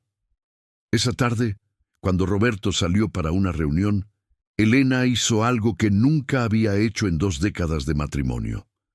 Violó su privacidad. Registró su oficina privada, buscando pistas sobre el extraño comportamiento de su marido. Encontró recibos de exámenes médicos, transferencias bancarias a personas con nombres desconocidos, correos electrónicos a asistentes sociales y un historial de búsquedas en la computadora que la dejó helada. Cómo encontrar familia biológica, prueba de ADN parentesco, Carmen Silva de los Santos. Elena digitó el último nombre en Google. Pocas informaciones aparecieron, pero suficientes. Una mujer de 38 años, empleada de una empresa de limpieza, residente de Ciudad de Los Ángeles, viuda con 2 hijos. La misma mujer del almuerzo desastroso. La madre del niño que humilló a Vincent Ricardo. Con manos temblorosas, Elena abrió la agenda de contactos de Roberto y encontró el número del doctor Eduardo García. Una llamada discreta. Algunas preguntas aparentemente inocentes sobre la salud del marido, y la verdad emergió como un tumor maligno. Roberto había hecho una prueba de ADN comparativa. Los resultados eran confidenciales, pero el médico confirmó que había parentesco biológico entre Roberto y una mujer identificada solo como CSS. Elena colgó el teléfono sintiendo el suelo desmoronarse bajo sus pies. 20 años de matrimonio, una posición social cuidadosamente construida, un futuro planeado al milímetro, todo amenazado por un secreto que Roberto le ocultaba. Si Roberto descubría que venía de esa familia de limpiadoras, si decidía reconocerlos públicamente, si comenzaba a incluirlos en la vida social de la familia Hernández. Elena cerró los ojos, imaginando las conversaciones susurradas en los clubes, las miradas de pena y diversión de las amigas, la caída vertiginosa en la jerarquía social madrileña. No podía permitir que eso sucediera. No lo permitiría. Tomó el teléfono y marcó el número de Armando Gómez, abogado de la familia desde hacía 15 años. Un hombre discreto, eficiente, especialista en resolver problemas que amenazaban patrimonios y reputaciones. «Armando, soy Elena. Necesito de ti. Tenemos una situación delicada que necesita ser administrada». Mientras el sol se ponía sobre Madrid, 2 fuerzas opuestas se preparaban para una colisión inevitable. Roberto, luchando con la verdad sobre sus orígenes y el deseo de reconectarse con su familia biológica. Y Elena, decidida a proteger su mundo a cualquier costo, incluso si eso significaba destruir lo que quedaba de humanidad en su matrimonio. La tormenta que se acercaba amenazaba no solo a la familia Hernández, sino también a los Silva de los Santos, que aún no sabían que se habían convertido en piezas centrales en un juego cuyas reglas no conocían y cuyas consecuencias podrían cambiar sus vidas para siempre. Capítulo 8. La conspiración revelada. El doctor Armando Gómez había construido su reputación como solucionador de problemas de la élite madrileña a lo largo de 30 años de carrera. Su oficina en el edificio Copacabana, con vista privilegiada al viaducto de Vallehermoso, recibía solo a clientes capaces de pagar honorarios astronómicos a cambio de absoluta discreción. Especialista en gestión de crisis familiares, Armando dominaba desde divorcios millonarios hasta escándalos que involucraban a políticos influyentes. Cuando Elena llegó a la oficina a la mañana siguiente, vistiendo un conjunto Armani negro que costaba más que el salario anual de Carmen, encontró a Armando ya preparado con una carpeta volumosa sobre la mesa de madera de nogal. «Elena, querida». Armando se levantó para saludarla. A sus 58 años mantenía la elegancia discreta de los abogados caros, traje Hugo Boss gris carbón, corbata Hermès azul marino, zapatos Church's brillantes. Su cabello canoso, peinado con gel importado, enmarcaba un rostro que había presenciado los secretos más sórdidos de la alta sociedad madrileña. «Recibí tu mensaje». ¿Problemas conyugales? Peor. Elena se acomodó en el sillón de cuero español. Roberto está teniendo una crisis de identidad que puede destruir nuestra familia. Armando sirvió café en tazas de porcelana francesa. Cuéntame los detalles. Elena relató todo. El comportamiento extraño de Roberto, la obsesión por la familia de la limpiadora, los gastos inexplicables, en caridad y finalmente el descubrimiento del examen de ADN. Él encontró a la familia biológica, Armando, y son exactamente el tipo de personas que pueden arruinar nuestra reputación. Armando tomó notas en un cuaderno de cuero. Entiendo. ¿Y cuál sería su propuesta de solución? Quiero que desaparezcan de la vida de Roberto. Armando se recostó en la silla, dedos entrelazados. Eso puede ser delicado. No podemos simplemente hacer que una familia desaparezca, Elena. Hay cuestiones legales involucradas. No tiene que ser nada drástico, aclaró rápidamente Elena. Solo desalentarlos a mantener contacto. Quizás un cambio de ciudad, oportunidades mejores en otro lugar. Soborno sofisticado, asintió Armando. Puedo trabajar con eso, pero necesitamos ser sutiles. Si Roberto descubre que interferimos... No va a descubrirlo, eres discreto. Armando sonrió, una sonrisa que no llegaba a los ojos. Naturalmente, pero necesitaré información detallada sobre esa familia. Nombres, direcciones, rutinas, vulnerabilidades. Elena entregó una carpeta que había preparado. Carmen Silva de Los Santos, 38 años, trabaja en 3 empleos. 2 hijos, Gabriel, 12 años, y Lucía, 8 años. Viven en Ciudad de Los Ángeles, apartamento alquilado. Vulnerabilidades obvias, murmuró Armando, hojeando los documentos. Inestabilidad financiera, vivienda precaria. Será fácil crear una oferta irrefutable para el cambio. Déjamelo a mí. 3 días después, Carmen recibió una visita inesperada en el apartamento. Eran las 7 de la noche de un jueves, y ella acababa de llegar de su tercer empleo del día cuando sonó el timbre.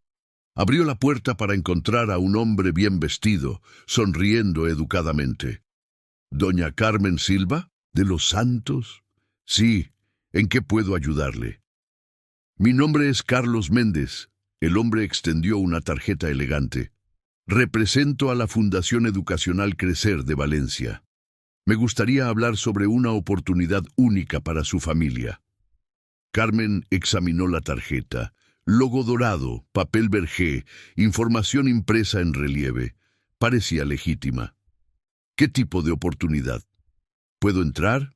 Es una conversación que requiere cierta privacidad. Carmen dudó. El apartamento era pequeño, simple, pero siempre impecable. Claro, Gabriel, Lucía, vengan a conocer a un señor. Carlos Méndez era en realidad un facilitador que Armando contrataba para situaciones delicadas. A sus 45 años tenía la apariencia respetable de un ejecutivo exitoso y la labia necesaria para convencer a personas vulnerables a tomar decisiones que no tomarían en circunstancias normales.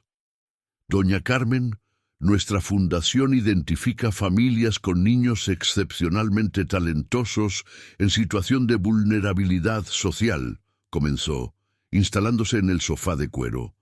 Ofrecemos paquetes completos de mudanza a Valencia, incluyendo vivienda, empleo garantizado para la madre y educación integral para los niños. Gabriel y Lucía observaban curiosos desde la entrada de la cocina. ¿Cómo supieron de nosotros?, preguntó Carmen desconfiada. Su hijo Gabriel fue identificado en una investigación sobre talentos matemáticos en escuelas públicas. Carlos mintió fluentemente. Su puntuación excepcional en pruebas nacionales llamó nuestra atención. ¿Qué tipo de empleo? Coordinación educativa. Aprovecharemos su experiencia como exprofesora. Salario inicial de 8.000 euros, más beneficios. Casa propia cedida por la fundación. Coche popular, plan de salud familiar. Carmen sintió el suelo temblar bajo sus pies. 8.000 euros era más que el triple de su ingreso actual. ¿Y los niños? Colegio privado integral, actividades extracurriculares, seguimiento psicopedagógico especializado. Gabriel tendría acceso a laboratorios de matemáticas avanzadas, competiciones nacionales, preparación para olimpiadas. Parece demasiado bueno para ser verdad, murmuró Carmen. Entiendo su desconfianza, es una oportunidad excepcional de verdad. Pero nuestra fundación tiene recursos ilimitados. Somos patrocinados por empresarios valencianos que creen en la educación como herramienta de transformación social. Gabriel se acercó. ¿Qué empresarios? Carlos sonrió. Son donantes anónimos, chico. Prefieren no tener sus nombres divulgados. ¿Por qué Valencia?, preguntó Carmen. Nuestra sede está allí. Tenemos asociaciones con la Universidad Politécnica, laboratorios de investigación, un ambiente propicio para el desarrollo de talentos excepcionales. Carmen miró a sus hijos. Gabriel fruncía el ceño, claramente desconfiado. Lucía parecía emocionada con la posibilidad de una casa más grande. Necesito pensar. ¡Claro! Pero la oferta tiene un plazo limitado. Solo tenemos una plaza disponible y otras familias interesadas. Necesito una respuesta hasta el lunes.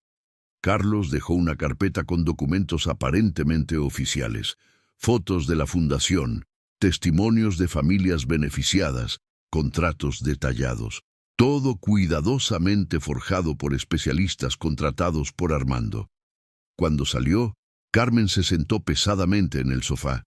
«Mamá, no vas a aceptar, ¿verdad?», preguntó Gabriel. «¿Por qué no? Es una oportunidad increíble».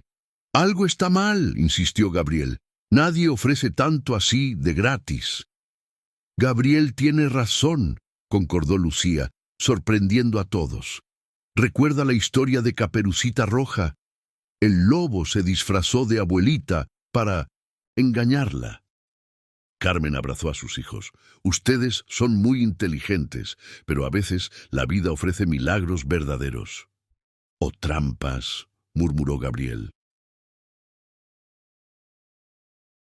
Esa misma noche, mientras la familia Silva de los Santos discutía la propuesta misteriosa, Roberto trabajaba hasta tarde en su oficina, atormentado por dilemas que el dinero no podía resolver. No sabía que su esposa había contratado profesionales para alejar a la familia que él desesperadamente quería acercar. No sabía que cada movimiento suyo estaba siendo monitoreado. Cada decisión anticipada, cada emoción transformada en arma contra las personas que más había aprendido a amar. La conspiración de 1900 y Elena estaba funcionando perfectamente. Pero como todos los planes basados en mentiras y manipulación, llevaba en sí las semillas de su propia destrucción. Y esas semillas estaban a punto de germinar de formas que ninguno de los conspiradores podría prever. Continué 15:33. Capítulo 9. La verdad explota. El fin de semana pasó como un huracán silencioso en el apartamento de Ciudad de Los Ángeles. Carmen no durmió bien durante 2 noches, dándole vueltas mentalmente a cada detalle de la propuesta de Carlos Méndez. Los documentos parecían auténticos, las fotografías de la fundación eran convincentes y la desesperanza financiera que cargaba desde hacía 6 años susurraba que esa era la oportunidad que sus oraciones habían enviado. Gabriel, por otro lado, no podía deshacerse de la sensación de que algo estaba profundamente mal. Pasaba horas analizando los números de los contratos, las estadísticas presentadas, buscando fallas que su mente matemática intuía que existían, pero no podía identificar. Era lunes por la mañana, 15 de mayo, cuando el destino decidió revelar sus cartas de forma brutal e inesperada. Roberto había tomado una decisión durante el fin de semana. No importaban las consecuencias sociales, familiares. Roberto Hernández contaría toda la verdad a Carmen aquella mañana. Llegó al edificio antes de las 6 de la mañana, esperando que el turno de limpieza comenzara. Encontró a Carmen en el sótano, organizando material de limpieza con la eficiencia mecánica de quien ejecutaba la misma rutina desde hacía 5 años. Ella vestía el uniforme azul marino ya descolorido, con el cabello recogido en un moño funcional, pero había algo diferente en su postura. Una tensión que Roberto no lograba descifrar. «Carmen, necesito hablar con usted». Ella se giró, sorprendida. «Señor Hernández, ¿ha pasado algo?» Roberto respiró hondo, sintiendo las palabras que había guardado durante semanas agolparse en su garganta. «Es sobre nuestra familia». «¿Nuestra familia?» Carmen frunció el ceño. «Su familia y la mía. Hay una conexión que usted no conoce». En ese momento, el celular de Carmen sonó. Era Gabriel, llamando desde la escuela. «Mamá, descubrí algo sobre esa fundación». La voz del niño estaba alterada. «Investigué en la computadora de la escuela. La Fundación Educativa Crecer no existe. La dirección que dieron es de un estacionamiento en Valencia». Carmen sintió que la sangre se le helaba. «¿Está seguro?» «Absolutamente. Y más, llamé al número de la tarjeta que dejó el hombre. Es de una empresa de abogados de Madrid. Mamá, alguien está tratando de engañarnos». Roberto escuchó la conversación, una terrible sospecha formándose en su mente. «¿Qué fundación? ¿Qué hombre?» Carmen colgó, mirando a Roberto con ojos que mezclaban confusión y creciente ira. «El viernes apareció un hombre ofreciendo una beca para mis hijos. Querían que nos mudáramos a Valencia». ¿Descripción del hombre? 40 y pocos años, bien vestido, tarjeta de una fundación que aparentemente no existe. Carmen cruzó los brazos. «Señor Hernández, ¿qué conexión es esta entre nuestras familias?» Roberto cerró los ojos, dándose cuenta de que Elena había descubierto su secreto y actuado primero. «Carmen, usted necesita sentarse. Estoy bien de pie. Por favor». Algo en el tono de Roberto la hizo aceptar. Se sentaron en 2 sillas plásticas del depósito, rodeados por el aroma de productos de limpieza y el zumbido de los fluorescentes. «Carmen, mi nombre verdadero es Roberto Silva de los Santos». Ella lo miró sin comprender. «Nací el 15 de marzo de 1978, en el Hospital de La Paz. Mi madre biológica se llama María Carmen de los Santos. Tenía 16 años cuando me tuvo. El silencio que siguió fue absoluto. Carmen procesaba la información como si fueran códigos de un lenguaje desconocido. «Eso no es posible», murmuró finalmente. Roberto sacó una carpeta de su chaqueta. «Certificado de nacimiento original. Carta de mi padre adoptivo confesando la verdad. Examen de ADN confirmando parentesco directo». Las manos de Carmen temblaron al tomar los documentos. Sus ojos recorrieron las líneas, absorbiendo verdades que reformulaban completamente su realidad. «Roberto Silva de los Santos», leyó en voz alta, «hijo de María Carmen de los Santos». «¿Usted es mi madre biológica?», dijo Roberto suavemente. «Gabriel y Lucía son mis sobrinos de sangre». Carmen dejó caer los papeles, cubriendo su rostro con las manos. Lágrimas corrían entre sus dedos, mientras 22 años de cuestionamientos, culpa y añoranza se materializaban en una verdad imposible. «Mi hijo», susurró. «Mi primer hijo. Sí. El bebé que entregué para tener un futuro mejor». Ella levantó el rostro con los ojos rojos fijos en Roberto. «Te convertiste en todo lo que soñé para ti, rico, exitoso, educado». «Pero vacío», completó Roberto, «hasta conocer a Gabriel, hasta descubrir que tenía una familia que realmente importaba». Carmen se levantó bruscamente, comenzando a caminar en círculos en el espacio reducido. «No, no, no, esto no puede estar pasando». «¿Por qué no?». «¿Por qué?». Se detuvo, mirando a Roberto con desesperación. «Porque si tú eres mi hijo, entonces todo lo que pasó, el almuerzo en tu casa, la forma en que tu familia trató a mis hijos, tú permitiste que humillaran a tus propios sobrinos». La acusación golpeó a Roberto como un puñetazo en el estómago. No lo sabía, descubrí después. «¡Mentira!», Carmen explotó. «Tú lo sabías desde siempre. Por eso la obsesión con Gabriel, los regalos, las ofertas de ayuda. Estabas jugando a ser benefactor con tu propia familia». «No es verdad. Yo...». «Sí lo es. Pasaste 22 años sabiendo que tenías una madre biológica viva y nunca te interesaste en buscarla. Pero cuando descubriste que yo era tu limpiadora, cuando viste que tus sobrinos eran pobres, decidiste jugar a ser filántropo». Roberto intentó acercarse, pero Carmen retrocedió. «Carmen, por favor. Y ahora esta historia de la fundación falsa. Apuesto a que fue tu esposa rica tratando de deshacerse de nosotros». «No sabía de la fundación». «Claro que sabías. Ustedes los ricos hacen esto todo el tiempo. Crean problemas para luego ofrecerse como solución». Carmen tomó una escoba, apuntándola a Roberto. «Sal de aquí. Sal y nunca te acerques a mi familia». «Nuestra familia», corrigió. Roberto desesperado. «Perdiste el derecho a ser mi familia cuando elegiste vivir 22 años fingiendo que yo no existía». En ese momento, Elena apareció en la puerta del depósito, flanqueada por 2 guardias de seguridad del edificio.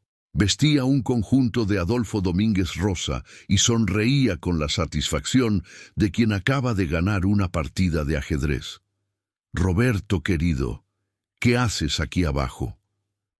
La presencia de Elena transformó la atmósfera del pequeño depósito en una olla a presión a punto de explotar. «Elena, sal de aquí», ordenó Roberto. «¿Salir?». Elena rió delicadamente. «¿Por qué saldría?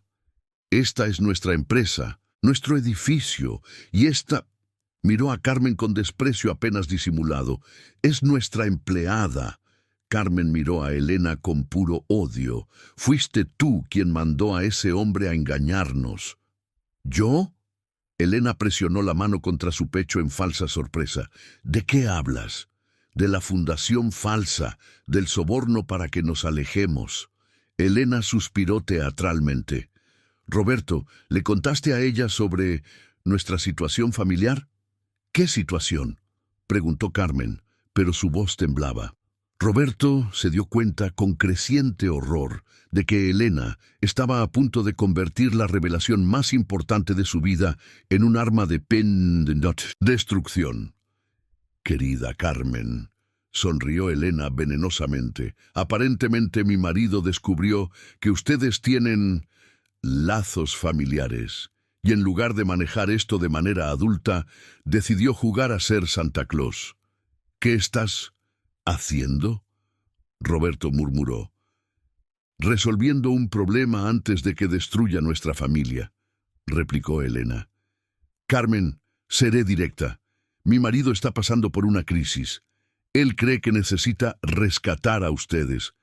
Pero sabemos que eso es solo culpa burguesa, ¿no es así?». Carmen miró de Elena a Roberto, confusión y rabia luchando en su expresión. «La verdad, querida, es que Roberto está dispuesto a gastar millones en ustedes. No por amor familiar, sino por culpa. Y eso tiene que parar hoy». «Elena, cállate», ordenó Roberto. «No voy a callar. Carmen, acepta la propuesta de la fundación. Muévanse a Valencia. Dejen a Roberto en paz con sus fantasías y ustedes tendrán una vida mucho mejor lejos de aquí». «La fundación es falsa», gritó Carmen. Elena sonrió fríamente. «Era una prueba, querida, para ver si ustedes aceptarían dinero para desaparecer. Y aceptarían, ¿no es así?». El silencio que siguió fue mortal. Roberto miraba a su esposa como si la viera por primera vez, no como una mujer elegante y sofisticada, sino como una criatura capaz de crueldades que jamás imaginó posibles. Carmen respiraba pesadamente, asimilando la magnitud de la manipulación que había sufrido.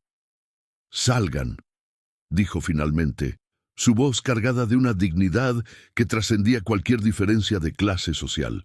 «Salgan de mi lugar de trabajo, ahora». «Carmen», Roberto intentó una vez más. «¡Salgan!». El grito resonó por el sótano, cargando 22 años de abandono, 6 años de viudez solitaria, 5 años de trabajo humillante y el devastador descubrimiento de que el hijo que entregó para tener un futuro mejor se había convertido en parte del sistema que la mantenía oprimida. Roberto y Elena subieron en silencio hacia los ascensores, dejando a Carmen sola en el depósito, rodeada de escobas y productos de limpieza, sosteniendo pedazos de papel que probaban ser madre del hombre más rico que conocía, y más sola que nunca en toda su vida. Capítulo 10. Reconstruyendo sobre las ruinas. 6 meses habían pasado desde la explosión en el sótano del edificio. 6 meses de silencio ensordecedor entre madre e hijo biológicos. 6 meses de transformaciones que ninguno de los involucrados podría haber previsto cuando aquella mañana de mayo destrozó sus vidas cuidadosamente construidas. Roberto caminaba por la Gran Vía en una tarde dorada de noviembre, observando el movimiento caótico de Madrid, con ojos que habían aprendido a ver más allá de las superficies relucientes. Vestía una camisa simple de algodón, sin marca, sin ostentación, y llevaba solo una carpeta de cuero desgastada. El reloj había sido sustituido por un reloj Casio plateado que compró en una tienda por departamentos. Los cambios externos reflejaban una transformación mucho más profunda. El divorcio de Elena se había finalizado la semana anterior. Ella se quedó con la mitad del patrimonio, 400 millones de euros que consideraba insuficientes para mantener el nivel de vida adecuado, según declaró a la prensa especializada. Mariana y Ricardo habían elegido el lado materno de la guerra familiar, cortando contacto con el padre que se había vuelto loco por personas inadecuadas. La mansión del barrio de Europa estaba a la venta, y Roberto había vivido los últimos meses en un apartamento modesto en Malasaña, redescubriendo el placer de cocinar para sí mismo y el reconfortante silencio de una vida sin empleados. Sus pasos lo llevaban, como siempre en los últimos meses, hacia Ciudad de Los Ángeles. Era el 13º intento de hablar con Carmen, quien sistemáticamente se negaba a recibirlo. Las cartas que enviaba regresaban sin haber sido abiertas. Las llamadas eran colgadas tan pronto como ella reconocía su voz. Pero Roberto había aprendido algo sobre persistencia, observando cómo Carmen había trabajado 17 horas al día durante 5 años para mantener a sus hijos. Se detuvo frente al conjunto habitacional José Bonifacio a las 5 de la tarde, sabiendo que Carmen llegaría del trabajo en 20 minutos. Se sentó en el banco de concreto de la plaza central, observando a los niños jugar al fútbol en el campo de tierra mientras las madres conversaban sobre el precio del gas y las dificultades de fin de mes. Poco a poco reconoció rostros familiares, vecinos que había conocido durante sus visitas anteriores. Doña Mariana, que le había prestado el vestido a Carmen el día del almuerzo desastroso. Don Juan, el jubilado que reparaba bicicletas en un garaje improvisado. María, la vendedora de empanadas que conocía la vida de cada residente del conjunto. «Ah, Roberto». María saludó desde su puesto. «¿Vas a quedarte parado de nuevo? Carmen ya dijo que no quiere hablar contigo». Roberto se acercó, sonriendo tristemente. «Lo sé, María, pero no puedo rendirme». «Hombre terco». Ella movió la cabeza, pero su tono era cariñoso. «¿Quieres una empanada de queso? Está saliendo ahora». «Gracias». Roberto aceptó la empanada caliente, pagando los 3 euros sin pedir cambio. Un hábito que había desarrollado para contribuir discretamente a la economía local. «¿Sabes?», dijo María bajando la voz. «Ella sufrió mucho cuando dejaste de venir por aquí». «Ella me echó, María. Dijo que nunca más quería verme. Lo dijo de verdad, pero lloró durante 3 días seguidos después. Mariana me lo contó». María secó las manos en el delantal. «Carmen es orgullosa, pero no es de piedra». «¿Y los niños?» «Gabriel ha crecido unos 10 centímetros y está más serio que un abogado. Ganó una beca verdadera en una escuela privada, mérito propio, sin ayuda de nadie. Lucía se convirtió en la payasa de la clase para compensar la tristeza de su hermano». Roberto sintió el corazón apretarse. «¿Están bien?» «Económicamente mejor. Carmen consiguió un trabajo de profesora en un colegio municipal. Dejó la limpieza. Pero emocionalmente...». María movió la cabeza. «Una familia que se encuentra después de 20 años no debería separarse de nuevo tan rápido». A las 5:20, Roberto vio a Carmen doblar la esquina. Ella caminaba con el paso firme de siempre, pero había cambios sutiles. Llevaba ropa mejor, cargaba un bolso de cuero simple pero nuevo, y su cabello estaba suelto, enmarcando un rostro que parecía más descansado. Al verlo sentado en el banco, se detuvo abruptamente. Por un momento, se miraron a través de la plaza. Madre e hijo separados por 50 metros de distancia física y 6 meses de silencio. Lágrimas no curadas.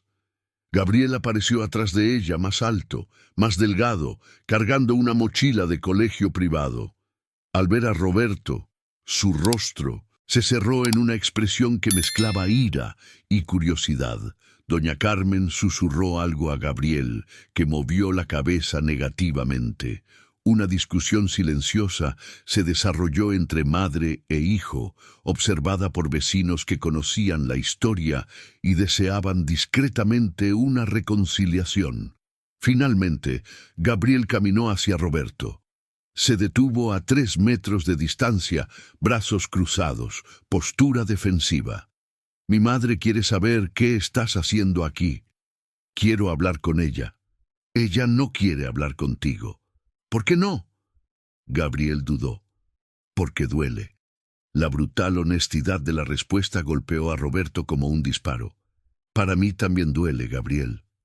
«Entonces, ¿por qué no dejas de venir aquí?» Roberto observó al niño, su sobrino, que había crecido y madurado en los últimos meses. porque la familia no se rinde ante la familia. Tú te rendiste una vez. Estuviste 22 años sin buscar. No lo sabía. Sabías que fuiste adoptado, podías haber buscado. Roberto asintió. Tienes razón. Cometí errores terribles. Entonces, ¿por qué debemos creer que has cambiado? La pregunta resonó en la plaza silenciosa.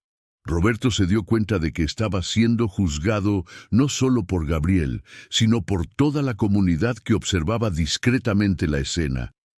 Porque vendí mi empresa, dijo finalmente. Gabriel parpadeó, sorprendido. ¿Qué? Vendí mi empresa principal, los Hernández Emprendimientos, 800 millones de euros. ¿Para qué? Roberto respiró hondo. Para crear algo diferente, algo que honre a nuestra familia de verdad. Se levantó, caminando hasta quedar lo suficientemente cerca para hablar sin gritar, lo suficientemente lejos para no invadir el espacio personal del niño. Usé el dinero para crear el Instituto Gabriel de los Santos de Educación Matemática. Los ojos de Gabriel se abrieron de par en par. Son 50 escuelas integrales en comunidades desfavorecidas de Madrid. Cada escuela lleva el nombre de un niño talentoso de la comunidad donde está situada. La primera se llama Centro Educativo Gabriel de los Santos, aquí en Ciudad de Los Ángeles. Roberto señaló un terreno cercado a 2 calles de allí. La construcción termina en enero. Será la mejor escuela pública de Madrid. Laboratorio de matemáticas, biblioteca con 50.000 libros, canchas polideportivas, comedor, talleres de arte y música. Gabriel siguió la mirada de Roberto, viendo grúas y estructuras metálicas que no había notado antes. El profesor coordinador del área de matemáticas será alguien con maestría en la Universidad Complutense, exprofesor de colegios privados de élite, especialista en identificar talentos excepcionales. Roberto hizo una pausa. Carmen Silva de los Santos. Gabriel se giró rápidamente, mirando a su madre que se había acercado silenciosamente y escuchaba la conversación con lágrimas corriendo por su rostro. «No puedo aceptar», dijo doña Carmen con la voz entrecortada. «¿Por qué no?» «Porque...» Se secó los ojos con el dorso de la mano. «Porque es demasiado. Es demasiado». «Es justo», corrigió Roberto. «Es lo que debería haber sido desde siempre». Gabriel miró de uno a otro. «Madre, ¿es verdad? ¿Vas a ser coordinadora de la escuela?» «Si ella quiere», respondió Roberto. «Y si me... perdona por haber tardado tanto en entender quiénes somos». Doña Carmen se acercó lentamente. Se detuvo frente a Roberto, estudiando el rostro que había cambiado en los últimos meses. Menos arrogante, más humano, marcado por el dolor de pérdidas necesarias. «Elena tenía razón», dijo finalmente. Roberto sintió el corazón dispararse. «¿Sobre qué? ¿Estás haciendo esto por culpa?» «En parte sí». La honestidad de la respuesta la sorprendió. «¿Por qué lo admites?» «Porque aprendí que las relaciones construidas sobre mentiras no duran». Roberto dudó. «Pero no es solo culpa, es amor, es añoranza de 22 años». Es deseo de conocer a la mujer valiente que me dio la vida. Es orgullo de descubrir que mis sobrinos son las personas más íntegras que conozco. Doña Carmen cerró los ojos, luchando contra emociones que había reprimido durante meses. Y es miedo, continuó Roberto. Miedo de morir solo, rodeado de dinero, pero vacío de familia. Tuviste una familia. Tuve personas que vivían en mi casa. La familia es lo que sentí cuando Gabriel defendió a ustedes en ese almuerzo. La familia es lo que sentí vendiendo bombones en el carnaval. La familia es lo que siento ahora, sabiendo que ustedes pueden rechazarme para siempre, pero aún así seguiré intentando merecer un lugar en sus vidas. El silencio se extendió por la plaza. Los niños dejaron de jugar. Los vecinos suspendieron las conversaciones. María dejó de freír empanadas. Todo el conjunto habitacional parecía suspendido, esperando la decisión de una mujer de 38 años que cargaba el poder de sanar heridas de más de 2 décadas. «Roberto», dijo doña Carmen finalmente, su voz casi un susurro. «¿Sí? Mi hijo». Las 2 palabras simples llevaban perdón, aceptación, amor reprimido y esperanza de futuro. Roberto sintió que las rodillas flaqueaban cuando doña Carmen abrió los brazos y lo abrazó por primera vez en 22 años. Gabriel dudó por un momento antes de unirse al abrazo. Lucía, que había llegado corriendo de la escuela al escuchar la conmoción, completó el círculo familiar. Mientras el sol se ponía sobre Ciudad de Los Ángeles, pintando el cielo de naranja y morado, 4 personas descubrieron que la familia no se define por ADN o dinero, sino por la elección diaria de amar, perdonar y reconstruir sobre las ruinas de lo que se había perdido. María secó los ojos con el delantal y volvió a freír empanadas. Los niños retomaron el juego de fútbol. La vida continuó su marcha inexorable, pero ahora había algo nuevo en el aire. La certeza de que algunas historias, por más improbables que sean, terminan exactamente como deberían terminar. Con amor, con familia, con la promesa de mañanas mejores construidos sobre la sólida base de la verdad y el perdón mutuo.